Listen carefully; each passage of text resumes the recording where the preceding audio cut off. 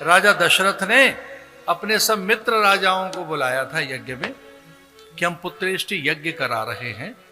हमारे गुरुदेव का आदेश हुआ है श्रृंगी ऋषि के आश्रम में, और गुरुदेव के यहाँ 1 साल तक आश्रम में रहकर सब राजाओं को बुलाया गया था।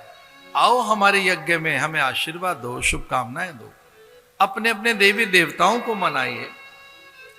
लेकिन जैसे ही खीर खाई कौशल्या आदि रानियों ने, तो वो राजाओं को विदा करने लगे और क्या कहने लगे, गतेषु पृथ्वीशेषु राजा दशरथः पुनः प्रविशेष पुरीं श्रीमान पुरस्कृत्य दजोत्तमा।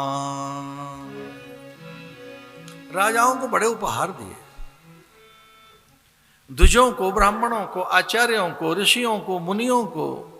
यद्यपि वहां कोई याचक तो था नहीं, फिर भी राजा का सुख बढ़े, राजा के सुख में वृद्धि हो, तो भी कभी कभी कुछ याचक भिक्षुक वहां आ जाते थे।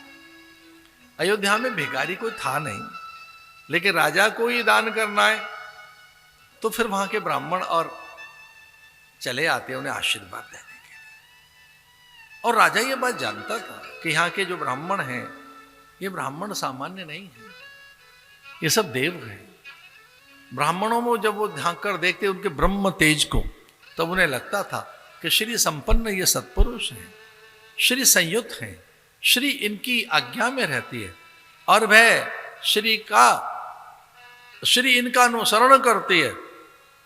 इनके आशीर्वाद से श्री स्थिर होती है, मति स्थिर होती है, सत्कर्मों में मन में गति बनती है। इसलिए वो ब्राह्मणों को दान देने पर भी ब्राह्मणों के चरण छूना नहीं भूलते थे।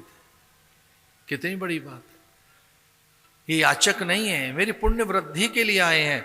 तो ब्राह्मणों के चरणों में शीश झुकाते राजा दशरथ ये कहकर कि आप धन्य हैं, मेरा दान स्वीकार कर रहे हैं, जो मैं अर्पण कर रहा हूं। यद्यपि आपके मस्तक पर श्री स्थिर है, आपके नेत्र में, आपकी वाणी में, आपके सत्कर्मों में।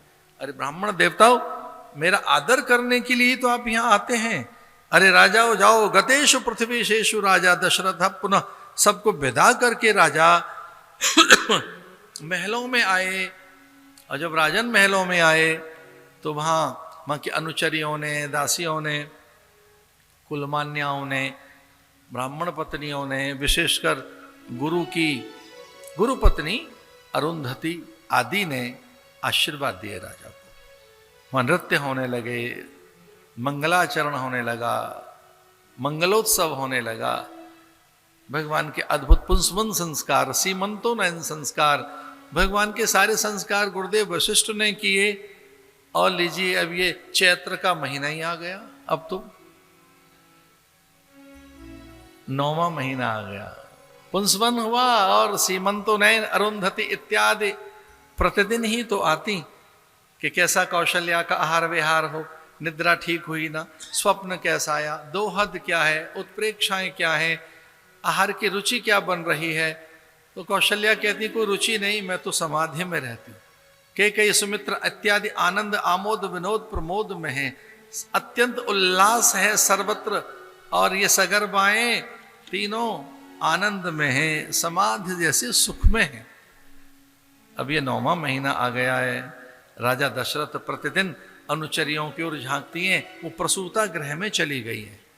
प्रसूति का गृह का अर्थ है कि जहां भगवान का जन्म होगा, वहां पुरुष का प्रवेश नहीं, वहां तो केवल कुमारियां और ये रहेंगी, कुलमान्याएं, परिचारिकाएं, अथवा उच्च श्रेष्ठ उच्चस्थ सचिवों की पत्नियां हैं। वो बार बार कोई औषधि लेकर, उत्तप्त जल लेकर, कोई रस लेकर, औषधि लेकर, वहां क्या आवश्यकता पड़ सकती है।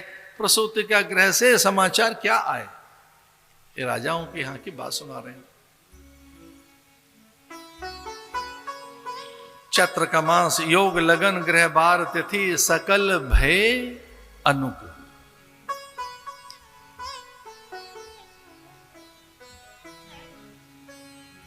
भैर भी आ सकती है।